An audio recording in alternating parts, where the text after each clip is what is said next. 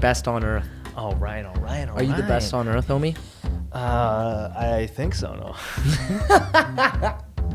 Dude, I love that shirt. I love how it says best on earth. Yeah. Then it's pink. It's from Russ. Really? Yeah. It's cool. So Mr. Russ dropped a single called "Best on Earth," and it's a very sexual, very explicit song. So A lot of his songs are. it hey? is, yeah. Did you see his music video of that song that I can't stop listening to? I'm forgetting the name. Nighttime? Yes. Yeah, Nighttime. Ooh. Yeah, album's coming out soon too, so I'm excited for man. that. I can't wait. I Yeah. listened to this one video of him actually breaking down how he created that audio. Oh yeah, It's crazy. yeah. He's crazy because he does everything: the mixing, the mastering. He makes the beat. He sings. He raps. Like One day we'll have him on. the dude. Yeah, the dude's We should bring crazy. him, right? The dude's crazy. You know what? I wanted to actually ask you, with your name, has anyone ever called you Omi? Omi? Yeah, I've been calling you that lately. Only the women that like that like your boy call me Omi. Actually? For real? Yeah. Oh yeah. Well, I like you too, so Thanks, bro. it works. I get to call you that. Yeah. Can I call you Kanwar Beer? Can I take it back? Only if you remember what it means. Do you remember what it means from yesterday? Yes. Prince of Bravery. Oh, yes. That's clutch. My guy. Okay, now you can. You're good.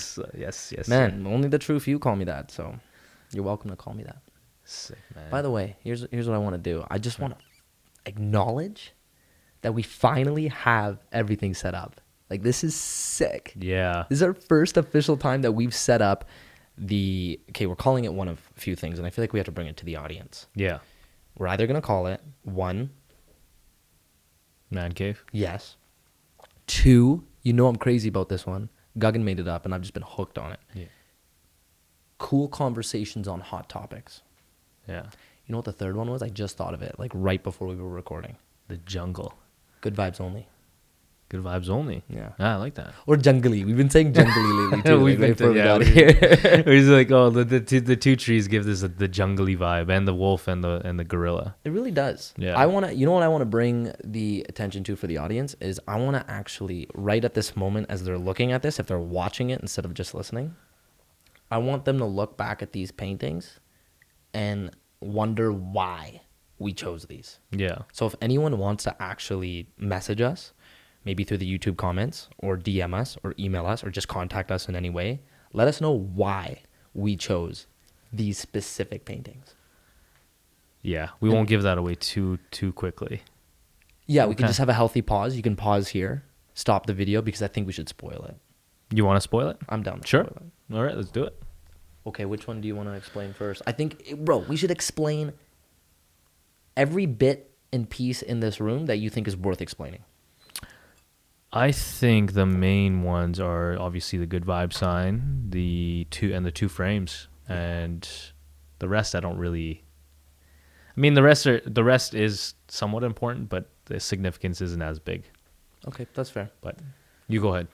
Oh, I'm first? Yeah. All right, here we go. So obviously, as you guys can see, or if you're hearing this, right behind me, if I could describe this photo to you, if I could just describe it, it's a humongous, angry, King Kong-looking gorilla that has climbed its way all the way to the highest peak, the highest building, I believe still in North America, the Empire State Building. So what is it doing? You probably can't really see it behind the tree, but if you kind of look past the jungly tree, you will see that it is taking a selfie of itself while it's all the way up, while it's elevating. And as you can see, it's capturing the moment, right? Yet also, the best part is there are helicopters above this huge King Kong gorilla while it's taking a photo of itself to also have you realize, and this is the way I look at it. I mean, you could look at this in any other way. Some people can look at this and be like, that's like apocalyptic, if I'm saying that right. And it's like, King Kong taking over the world. Yeah. But the way I see it is the helicopters is a formulation of you realizing that you're not all the way up. As high as you think you are in the world, you still got a whole lot higher to go, right? Even if you feel like you're on top of the biggest building in the world, which, hey, behind me is actually that frame is looking right at the Empire State Building. That is the big rock. That's the view. I went there once. It was amazing. Anyways, back on track. That, like, this photo symbolizes to me, like, what it takes to obviously recognize that you're all the way up, but then also humbly realizing that you're not the highest. You still got a whole lot higher to go, because there's gonna be others above you, but there's also you realizing that the sky's the limit. Wow. That's quite the analogy for the frame. But yeah, it also describes your personality, I think. That's true. Right? I think when we decided to come up with the formulation of the new studio for 2020, we were like, well, how can we give it a more personal touch? And so for me, we kind of went with the animal look. So obviously with Kenny's the gorilla, and for me it's the wolf. Yeah. The wolf looking out. I feel like the wolf represents leadership. It represents being alone, but being able to being independent, being able to take care of your own. So a wolf is good with a pack, and a wolf is also good on his own. He doesn't need anyone else. He doesn't have to fuck with anyone else. Yeah. Pardon my language.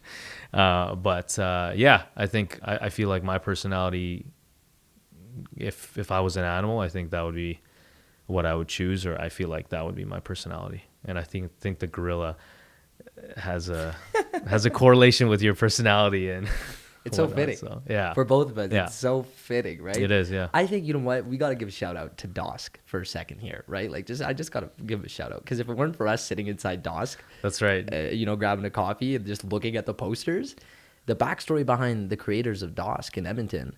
It's a coffee shop, for those of you who don't know what it is. It's actually, no, it's more than that. It's like a coffee shop mixed in with a bar. So it gives you like both aspects. So I remember looking over, I was like, oh man, check it out. Look at these two animals. It's a cat, and then it's also a bull of some sort, right? Two very different animals.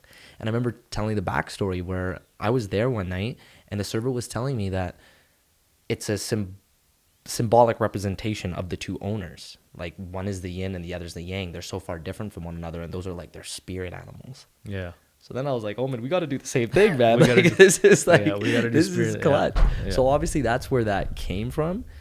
But I think it's cool, man. I think it's really neat to like find. It doesn't have to be an animal, but find something that you feel like is a part of you, that like you can really relate to in a way. Yeah, right. Like KB did that perfectly with the Bengal. Yeah, right? You now think of a Bengal tiger, you think of KB. Exactly. Yeah. Right. Yeah. But I don't know. Like, what do you think about that? Like, growing up, was this big for you? Like, before we even decided to brand ourselves this way for this new I think series? It's funny because, well, growing up, I would do something funny where I would look at people and I would kind of relate them to animals. Oh, really? Just based on their look. Just strangers, people that when I was a kid, I would just look at someone and be like, oh, they look kind of like a parrot, or they look like a tiger, or they look like a wolf, or they look like whatever it is. Yeah. Just based on how they look, and then also how they acted. And it's funny because I would always correlate the two, just based on the look. And I don't know, it was kind of a fun thing to just imagine someone being like an animal. And yeah, so it's funny that, fast forward now, we're kind of using animals as representations. I think they're very important, like they're very symbolic, just based so motivational. Right? Yeah. Like, you could represent something. You could be just at the gym crushing iron, and you're like, what would a gorilla do, right? Like, yeah. You want to just like, emulate the same thing. Yeah. Yeah, that's cool, man. Wow, I didn't even realize that. Yeah. There's so many bits and pieces of our childhood that just randomly come up in conversations like this. Even before, I remember that one time we were sitting out there, and I was just like, damn, Omid has a past. Like, you just get so caught up in, obviously, the things that you're currently doing. Yeah. To keep it on the subject of animals, because that's what we're doing, even like having a dog, for instance, I can't imagine our life, like since I was 12 years old and I had Rocky, I couldn't imagine what it'd be like without him. Like, I would want to have a dog again. Yeah. Like 10 years to come, 15 years down the road, I'd want to do it. Have you ever had a pet? With family, couple cats. Really? Couple cats, yeah. You would have a cat. Well, I mean, the thing is with like, especially with brown people, or I guess not brown, more Middle East, Brown. Afghan. We're all brown. Yeah, so they don't like animals in the household. Yeah, it's a thing. It's not a thing where My you'll dad, bro. find. Yeah. Yeah. You would Yeah. not let it fly in the beginning. Yeah. Yeah, it's not a thing. If anything, you get a bird because it's clean, it's in a cage, easy to maintain, right? You don't go for like dogs in the house. No way. Yeah. There's no way you'll find in a Middle Eastern home, like an Straight Arab, in up. an Arab home, Afghan, Pakistan. You will not. If they're like from back home and they're like strict, if they're not westernized, like if people aren't like haven't really like they keep their roots, Yeah. you won't find a pet in their home. Good point, actually. Yeah. I remember all those times, man. My dad, every time we tried to entertain the idea of getting a dog, especially my brother, he was big on that. Like Rocky really was, and is his baby, right?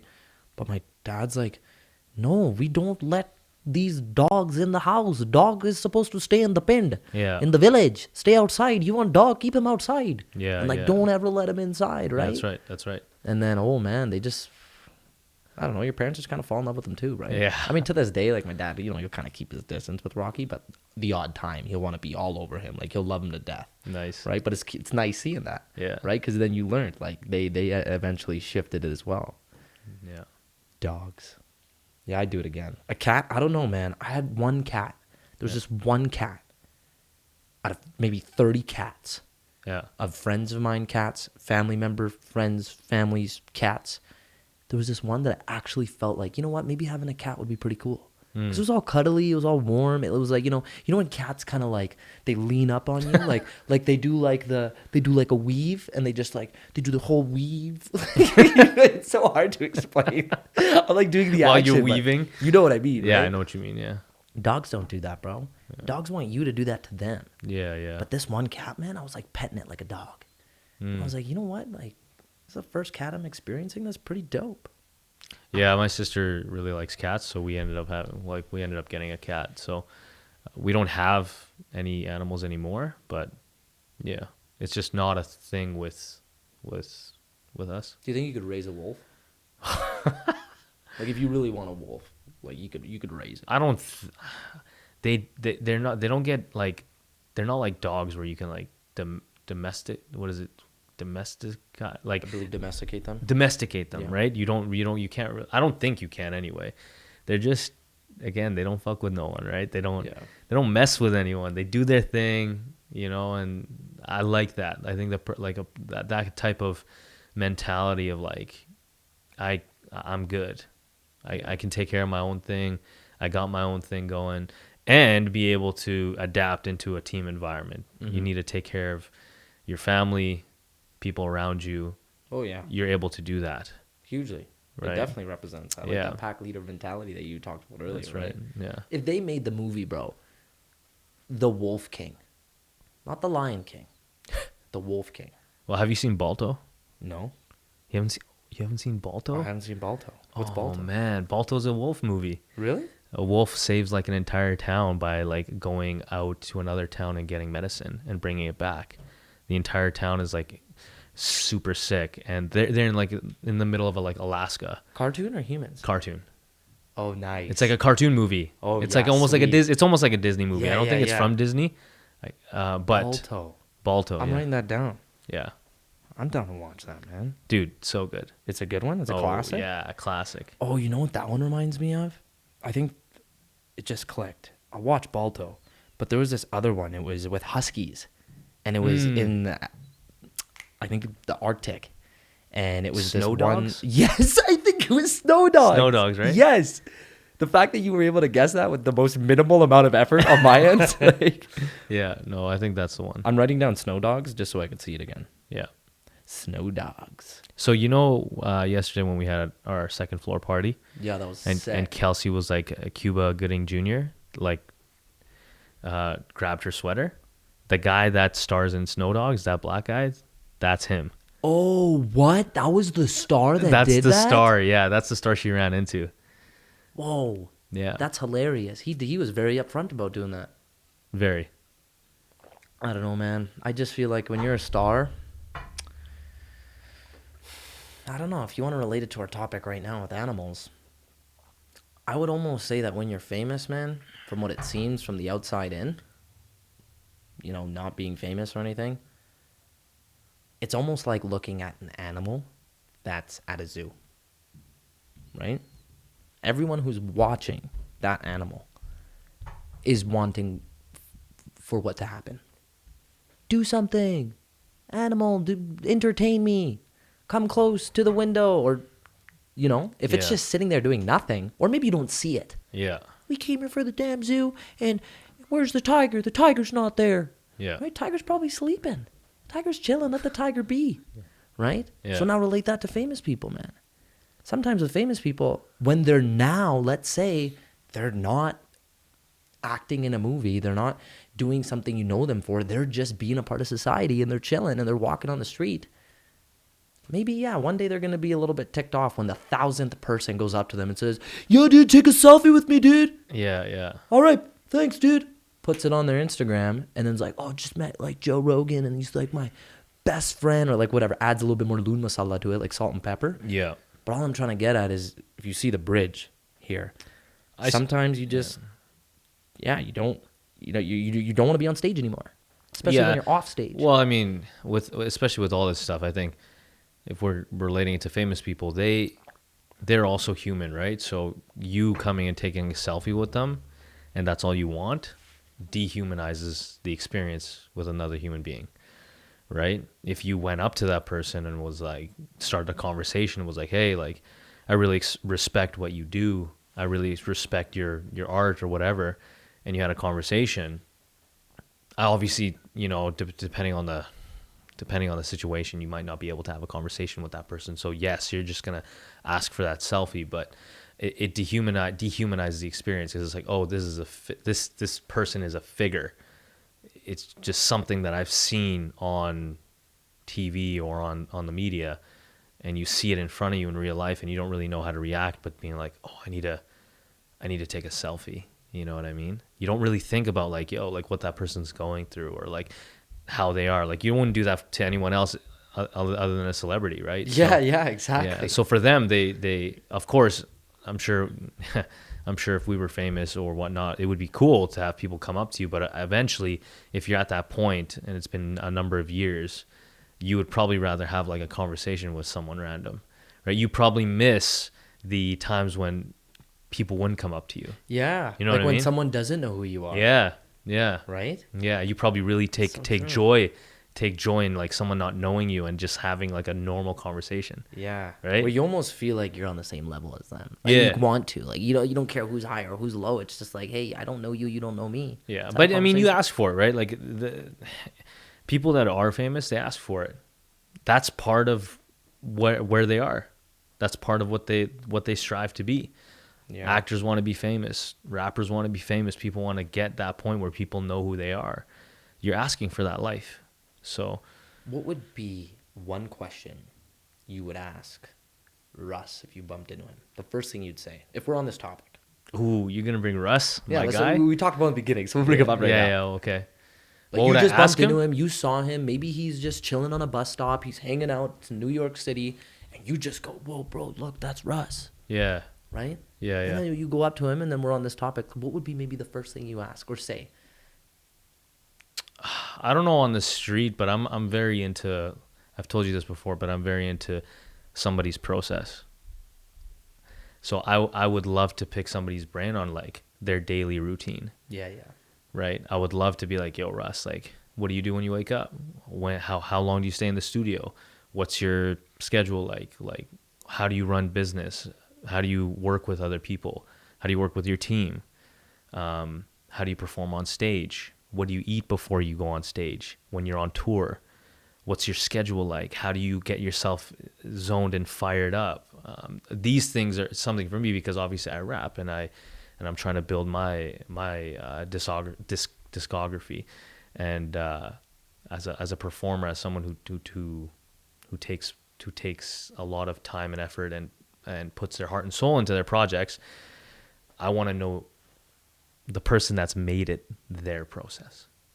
Yeah, wow, I see. I wouldn't really, like, if I saw him on the street, I wouldn't really be like, all right, man, tell me what your process is. But, like, if I was able to just like sit down. Yeah, and you like, want it to lead to that. Like that would be. yeah. I mean, the first things first. You got to give kudos to the guy. Like if I had like 5 seconds with the guy, I'd just be like, yo, man, respect. Yeah. Like I just respect how far you've taken your music and how far everything you've been able to build. Just a person being in a basement making art and then being able to sell out stadiums, like that to me is like the most insane thing. Yeah, it really does always start in a basement, eh?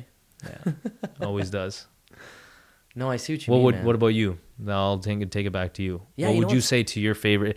If it was Russ or somebody you really really like. See, that's a funny thing, and I kind of like how just based off your answer, we already got like a clear understanding of how you even operate in asking questions as a host on the podcast. Yeah. And even just based off of your curiosity, right? I want to match that with even what I realize I would say, and it would be simply what they're not known for, right? Like if I see, I don't know, Will Smith, right? If I see Will Smith sitting down on a bench, obviously, yeah, like he knows I know he's Will Smith, especially if I'm going to go approach him. I would even dwell on the idea that I'm not even going to acknowledge that he's Will Smith. I'm just going to start a conversation. And I would want to ask simply, hey, Will Smith. Yeah, I know your name. I just wanted to know, man, like, if you don't mind me asking, what is it that you do? What are some of the things that you love doing, even right now, that no one would even know? Like, what are you catching yourself spending a lot of time in? And I'd want to know it, like, right now. So that way they could think, maybe in the past month, the past week, what have they been catching themselves doing? Yeah. Who knows? Maybe he's like, oh, man, I've just been reading a lot of poetry. Like who knows what his answer would be? But it would be something that you just won't be able to Google or find, right? And I want to make that evident. I want to be like, oh, I want to know what's going on. If you don't mind sharing it to me, that I'm not just gonna find on the internet. And maybe it's something recent. It's up to date. I like that. That's what I want. I like that. And I mean, you catch people off guard. Everyone's in a different situation, in a different mood, different time, different place, right? So big time. It's like, well, you know what's crazy, man, is like you see people like Jim Carrey, or you see, who's another example? Well, that's a perfect example. Yeah, let's stick with that. Yeah. He will, let's say at one point in his career, completely change his whole mindset and do something else entirely, right? But I think that's a really neat thing is, out of all professions, you look at actors and you'll be blown away if they maybe stop acting or they start shifting a lot of their energy and time into another passion. But I think that's awesome. I think it's like, hey, even if it's an actor, it could be anyone in the world. If they decide one day that they want to do something else entirely, kudos to them. Right? Like that, and that's what I like. And that's why, keeping up with recent things, maybe sitting down with someone and they're just all of a sudden, whether it's a vested interest in making money from it or they're just simply spending their extra free time on it, I want to acknowledge that. Yeah. Right? Because you can't help but realize, man, even you think change only happens in your 20s? Man, I feel like personally, just from conversations I have with people, that change is going to happen in your 30s, 40s, 50s, 60s. Yeah, things change, man. Everything changes. People change.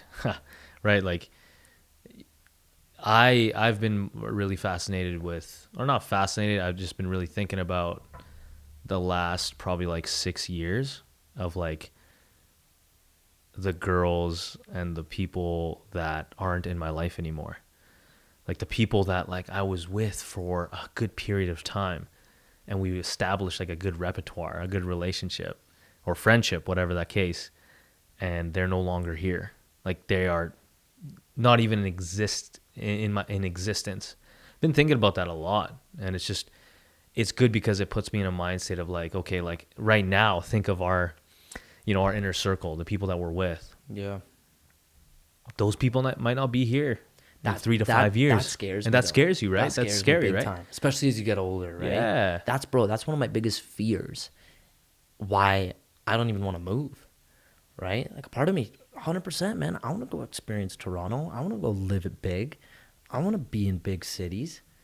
Oh, man, now when I think about like the friendships, like what I created. And I think for me personally, I hold that to a really high regard. Yeah. Because growing up as a kid, I had friends, but like just the level of friendships I have now, the adult friendships Yeah. where you could really like this, Yeah. right? You could sit down and actually like, ask a friend, hey, are you sad? Why are you sad? Yeah. Right? Yeah. Without being like, oh, we don't ever have to talk about that. No, like let's bring it up, but Yeah. I don't know. It's just been on my mind lately. how did you take that then? Like, was that maybe with the friends that you mentioned? Yeah. Maybe I could learn a lesson from you with this is, let's say the ones you mentioned 4 or 5 years ago aren't in your life anymore.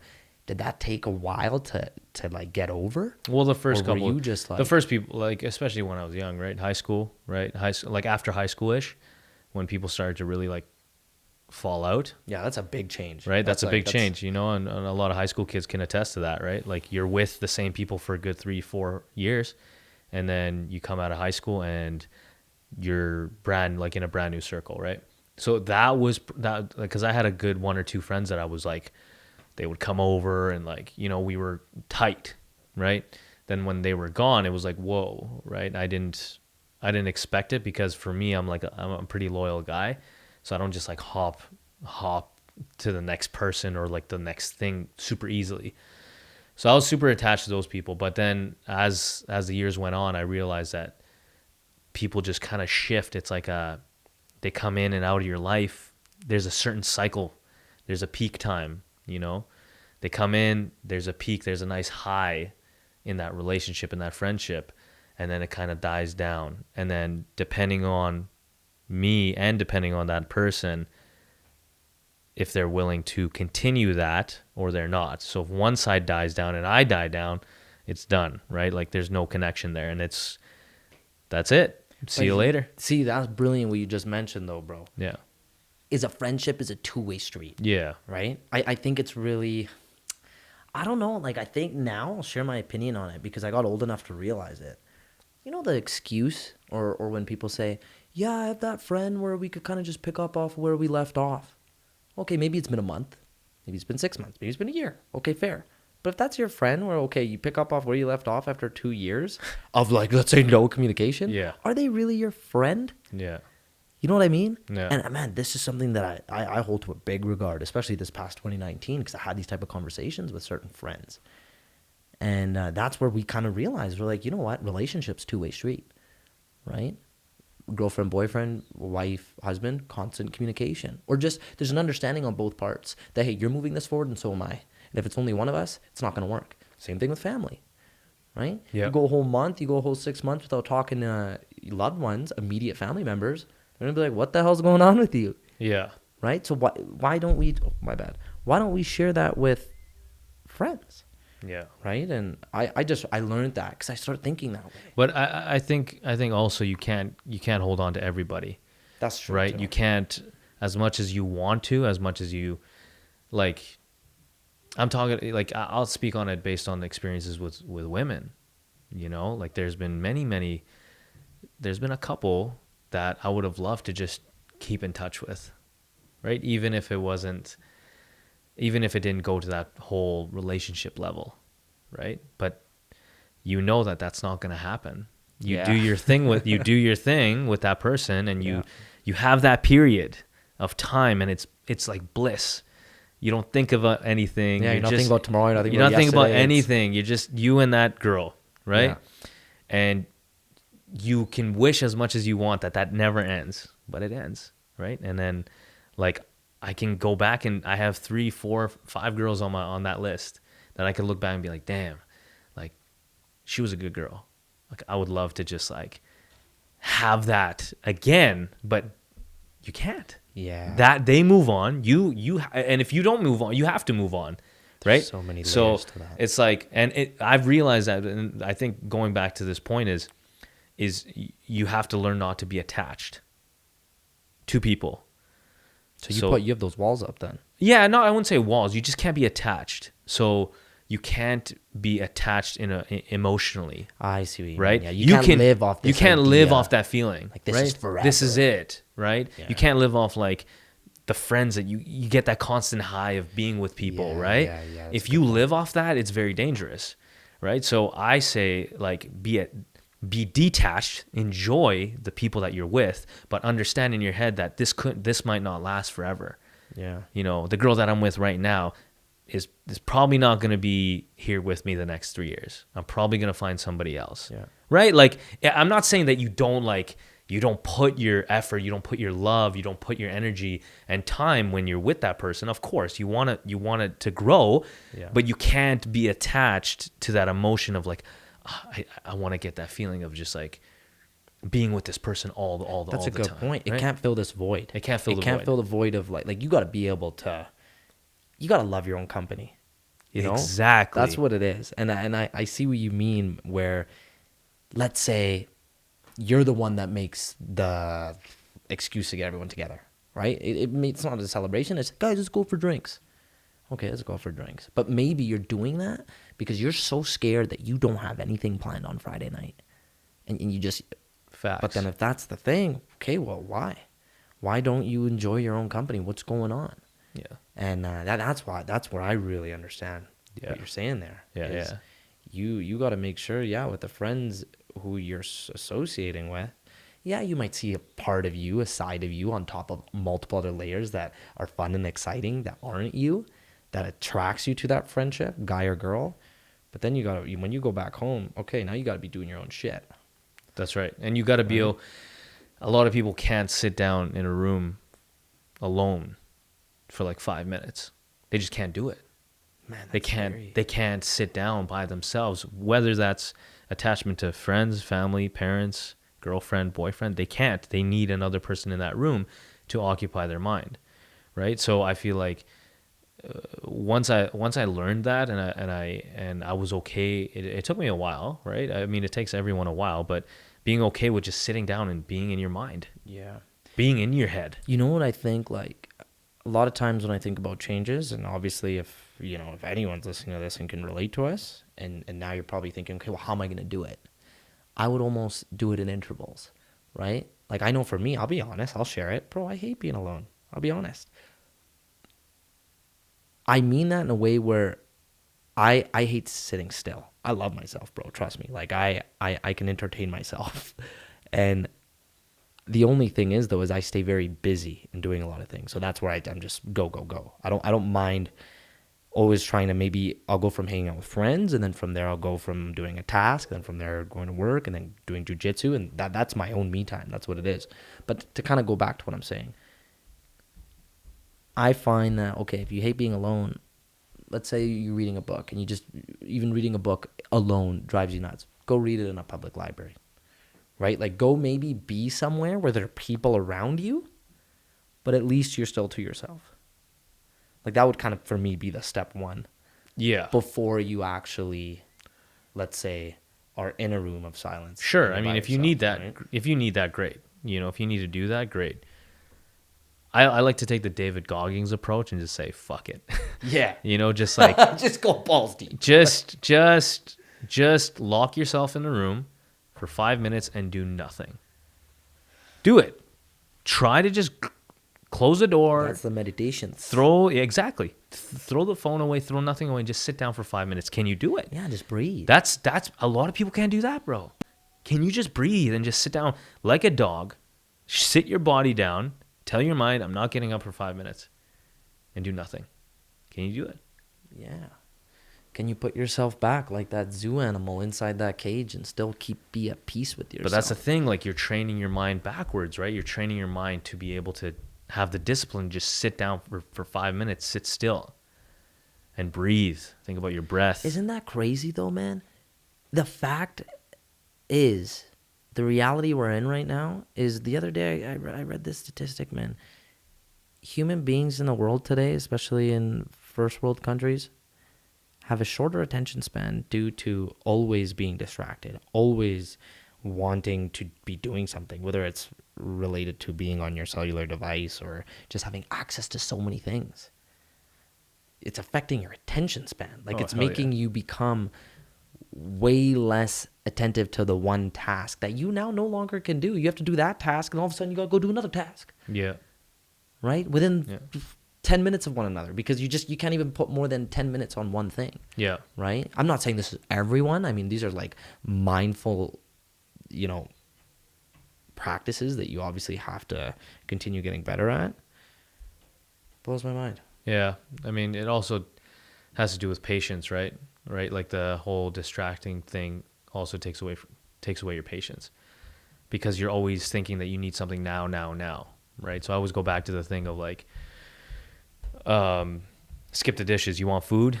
Go on, skip the dishes. You'll get it then. Right now, you want food, you get it now. You want to watch a movie? Okay, Netflix right now, right? And you need that dopamine hit. You just need that right now. We got to make it harder for ourselves again. Yeah, which Right? won't happen. You need to go back and be able to, as a human being, be able to, again, lock yourself in a room for 5 minutes, 10 minutes. If you're on the grocery aisle or not the grocery, if you're in the lineup to buy groceries, you know, that's a perfect place to just be impatient. You know, there's 10 people in front of you and you're waiting to get your groceries ringed up, right? Can you stand there for 10, 15 minutes without being impatient and being like looking over express lanes right hello, over there, like, maybe. right? Can you just stand and just live in that moment and just be okay with that? Yeah. A lot of people can't do it, man. And so I'm so guilty of that. yeah. Like, that's the thing. All of what we're saying, it definitely resonates with me. I think it's just, a lot of it's just, you know, my ADHD that kicks in, just me constantly wanting to be doing something. But you do make good points. Yeah. There's that element of, hey, just okay, sit still, maybe just breathe 10 times. Just sit Go still. through the reps. Yeah. Yeah. There'll be a treat hanging around somewhere Yeah. for this gorilla to eat, right? But no, that's cool, man. I feel like we hit some really cool topics there. We mixed it all back. We brought it back to animals. We talked about certain famous individuals and how that looks to the public eye.